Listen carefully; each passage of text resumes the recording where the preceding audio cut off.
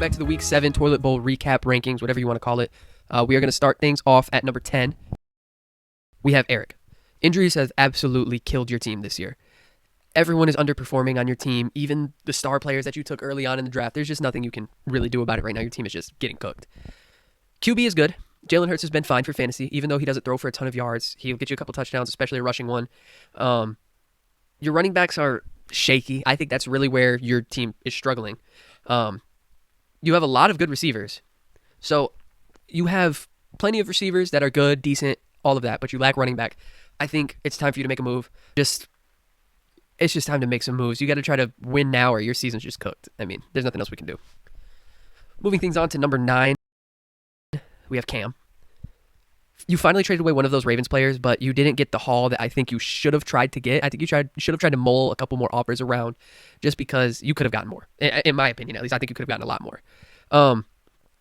The rookie receiver, Matthew Golden, he is an unknown. We don't know whether or not he is going to be the 1A over on that team because right now he's just been there. He's had a couple of decent games, but it's like there's no breakout like how you see with a lot of these star rookie receivers. He's good, but not great yet. We just got to see him get more involved with the offense, and I think that'll help a lot. And then you also got Ramondre. I get it, you're a Patriots fan, you want your Patriots players, but you really, really got to look at his shortcomings. The guy can't hang on to the football. He fumbles all of the time. He is inconsistent. He's inefficient. He's just not good. I don't know what dirt he has on Mike Vrabel for him to be getting all these touches over the rookie running back that they drafted in the second round, but it's got to be something crazy because this guy does not deserve the ball. He gets all of the goal line touches too. For a guy that can't hang on to the football, getting all the goal line touches, that's just insane.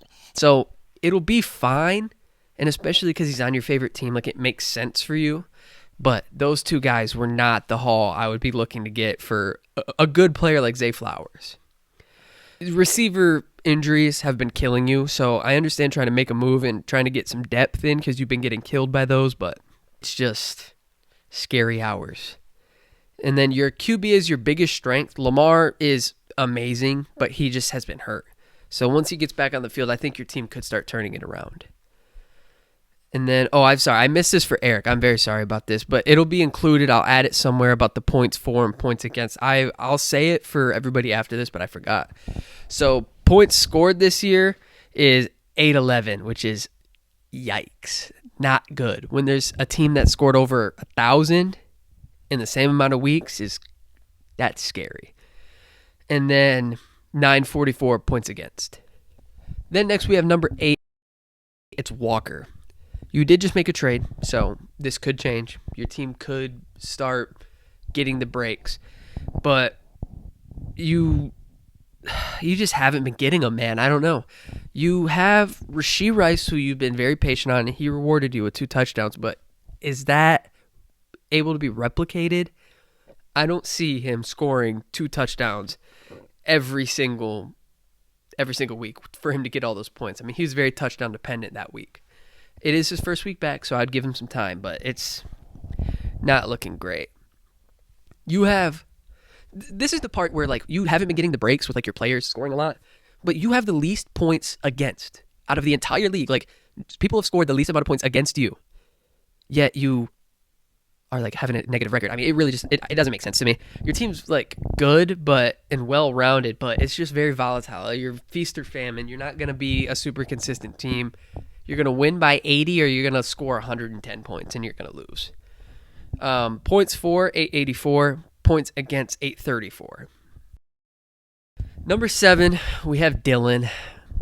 So close to taking down Hale Tyson, Tyson Hitler, Tyson Mussolini, all of those. He's just the worst. You almost beat him. It didn't help that Sam Laporta shit the bed.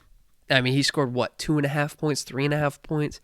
When you had 20 points in the first half by Amon-Ra, he just stopped scoring after that. I don't know what the fuck his deal was.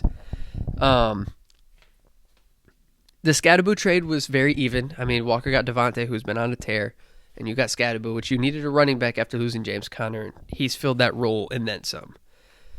You've made some moves, so that's good. Keep doing that. I think you need to make some more in order to try to make the playoffs and contend. You could be a sneaky good team if you move the right players, especially Josh Allen. He's probably your biggest asset other than Amon-Ra, but I would keep him.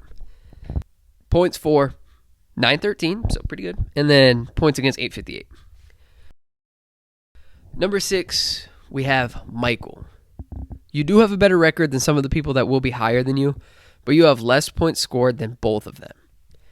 You just made a move to acquire T. Higgins, but you lost Ashton Jeanty in the process, weakening your RB room way too far from what I would want. You have like 3, and 2 of them are okay. They're a little shaky. But me personally, I just had this conversation with Walker and Tyson. I don't like T. Higgins. I don't think he's that good. And especially with 40-year-old Joe Flacco throwing him the ball, I really just don't think he's going to be able to support 2 fantasy-relevant wide receivers, or at least fantasy starting caliber wide receivers. I think I would have T. Higgins more as a wide receiver 3, but you traded a RB2, RB1, depending on the week, for him. So I don't see the value there, but I just don't like T. Higgins. That's just a me problem.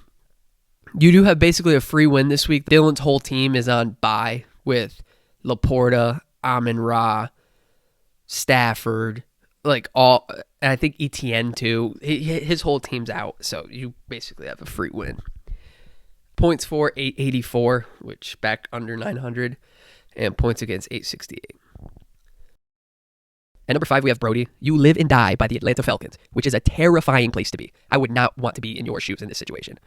And then Penix just got hurt with his bone bruise. I don't know how serious that'll be, but it's really just something that I am out on. I don't want to be relying on a semi-good offense that has had some easy matchups as of late. Especially, 49ers did not have like half of their defense. That's why they played better, and they still kind of got clamped by like the backup squad. So, not a fan. Injuries once again have fucked you. I mean, it happens every year too. Hence your name. You'll start picking it up, I think.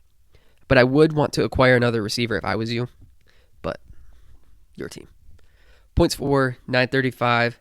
Points against 981. Which actually is the most in the entire league. So he could be higher on this list because he's just not been lucky, but his points scored is carried off of a couple good Falcons weeks. Number 4, we have Jordan. You made some trades. Oh my God, I've only been asking for 7 weeks for you to make a move. I definitely think it made your team better. Javonte Williams is starting to split that backfield more, Jaden Blue. And then T. Higgins, I mean, like I said, I don't like T. Higgins, and I love Jeanty. I'm biased, but I think you won both of those trades. They're not unfair, but I definitely think you had the better side on those.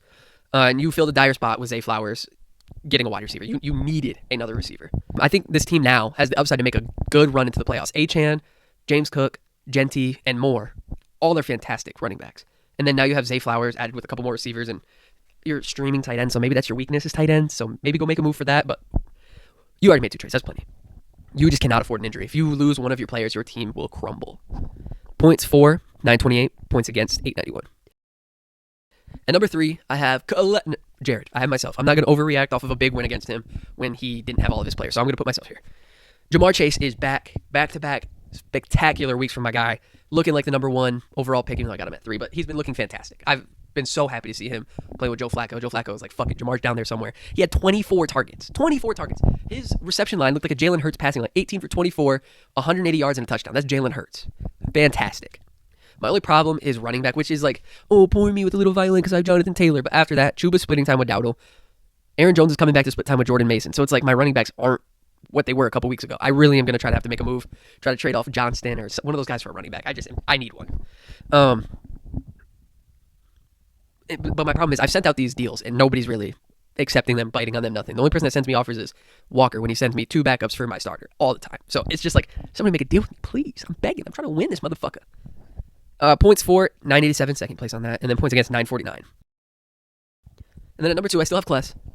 You've been on a downward slope, but I do think it's entirely because of some injuries that your team has suffered. And they're not long-term, so those players will be coming back soon. Puka especially will be coming back after the bye, I think. And Daniels just got hurt again. I mean, he's just been out, and then like one of the first games back, it hurts again. I mean, you really can't control it. Your team's fine. You drafted a really good team. When you don't take 3 fucking defenses, that's what happens. I think that you'll be fine in the future. And once again, you can make a deep run in the playoffs. You just got to pray for health. And then I had points for 892, points against 923. And then number 1, Tyson. I mean, big fucking deal. You won because of voodoo magic again. I really don't understand. Like, you just sit there with your crystal ball like this, like praying on people's downfalls, praying that Amon-Ra gets like 1 target after halftime. You literally won because the offense just did not go through Laporta or Amon-Ra in the second half because we were winning. Jordan's number one, not for any reason other than my own. Please help me. Please respect my decision to put her first. Looks like there's only one loose end now.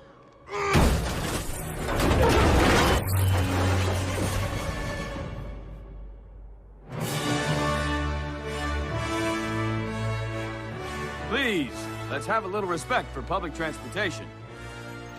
You came back. You were right, Roxanne. I never should have left. Whoa, I thought you were dead. My death was greatly exaggerated. So, you're the punk I've heard about. Ah!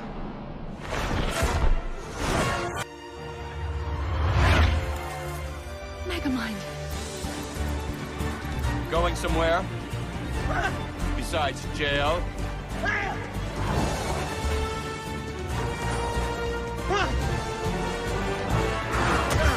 No, not in the face, man. Please. So then this is the end part to where I'm going to leave a question for you. And I know none of you stayed for this long. You skipped to where you think you found your name and then that. But I want to host like a NFL honors type of thing at the end of the season where we all get together for like a dinner or drinks or whatever. We go meet up and then we do like superlatives for the league. So I guess if you did stay this long, which this is a long ass video this time, let me know what you think and we can play some out. But this has been the Week 7 Toilet Bowl recap. Have a good rest of your week.